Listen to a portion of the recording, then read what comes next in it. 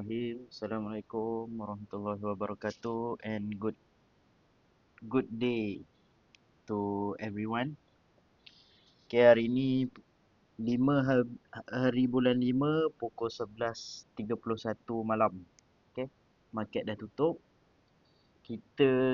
Video kali ni kita nak review lah untuk market 5 bulan 5 pagi, petang dengan malam. Ada 2 entry lah untuk 5 hari bulan 5 ni.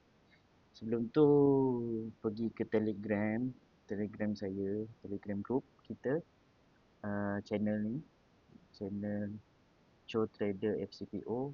So saya ada post, ada satu entry saya which is SL. SL saya terlebih lah ni 525. Kenapa terlebih nanti saya ceritalah reason dia why, and apa yang kita boleh belajar daripada trade ni lah. Okay, so without further ado saya pergi ke kitanya trading view balik. Nak bagi nampak senang, kita buat backtest. Okay, start a new day.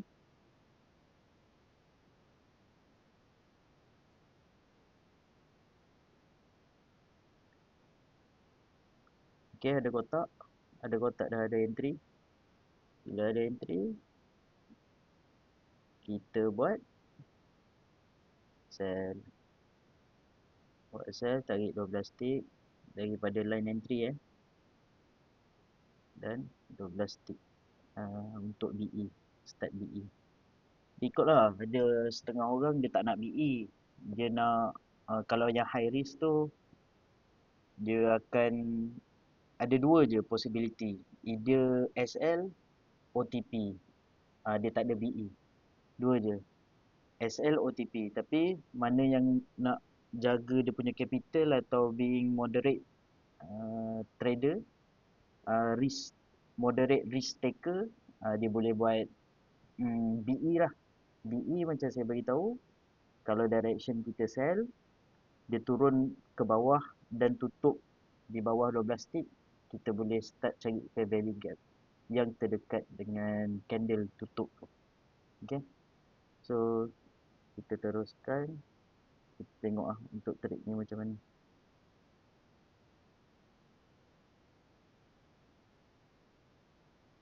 Okay, dia hit lah 12 tick pada pukul 11.35. Candle keluar pukul 11, entry 11.05 minit. So 11.35 dia ada hit 12 tick.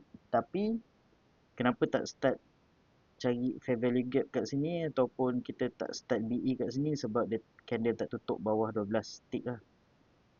Okay, kita terus lagi, dia naik balik. So entry ni valid walaupun dia masuk session lain. Kita tak payah tutup position. Okay, untuk kali ni yang ni SL. Okay, SL macam biasa 12 tick, which is RM300. Entry saya pun SL. Kalau tengok dekat Telegram ni, saya ada SL, tapi SL saya 21 tick. Kenapa? Sebab broker yang saya pakai ada broker biru ni lah. Saya tak sure saya boleh mention ke tak dalam video ni. Ada broker biru ni, dia punya SL dan TP agak susah, kena monitor sepanjang masa. So bagi mana-mana trader yang ada platform yang lagi baik, yang boleh terus set SL dan TP, saya recommend pakai itulah. Okay, so ni kalau letak SL siap-siap 12, selamat lah. Selamat kita punya capital. And tanya kalau siapa ambil trade ni, tanya sebab apa? Sebab being a disciplined trader. Okay, market dia tak reward smart trader, market dia reward disciplined trader. Smart trader kadang-kadang terciduk juga kan. Okay. Ni DSL waktu opening sesi petang. Dan ada lagi sesi petang punya signal pukul 3.35 petang. So bila ada signal ni, entry price 47 47 4710. Okey. 4710. Lepas tu ada entry 4710 pada pukul 5. Okey. Entry pada pukul 5. SL 12. TP saya buat 12. Okey. Saya teruskan. Ni bukan TP, ni BE, BE 12. So kalau ada candle yang tutup bawah BE, we need to start looking for FVG, the closest FVG to the price. Okay, ni pada pukul 9.05 dah ada candle close bawah 12 tick. So kita set kita punya, bukan set kita draw kita punya fair value gap.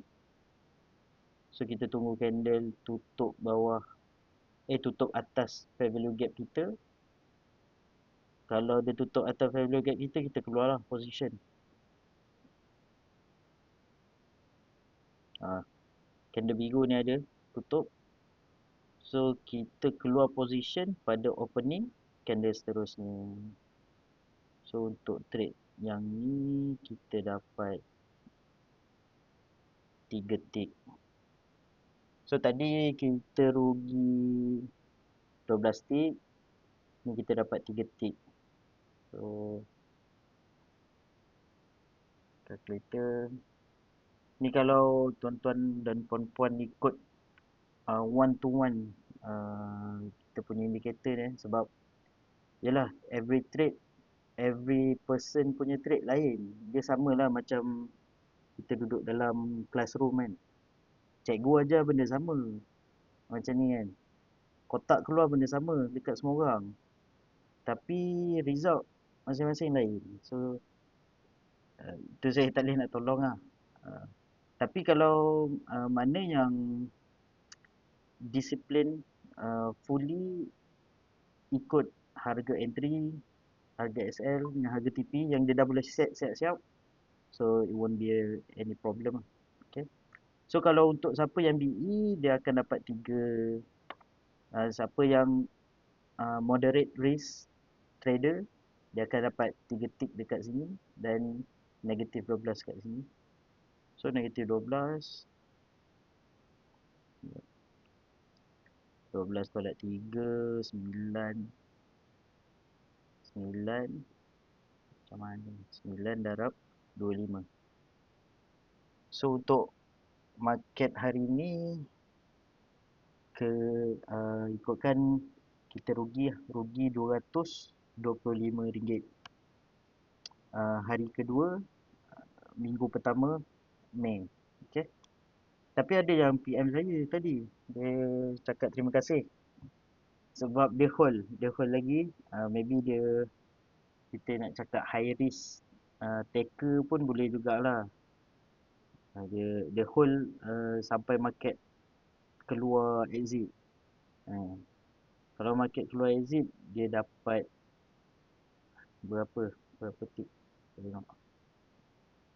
Dia dapat 24 tick lah. So kalau tadi dia masuk dapat negatif 12, ni dapat 24 tick.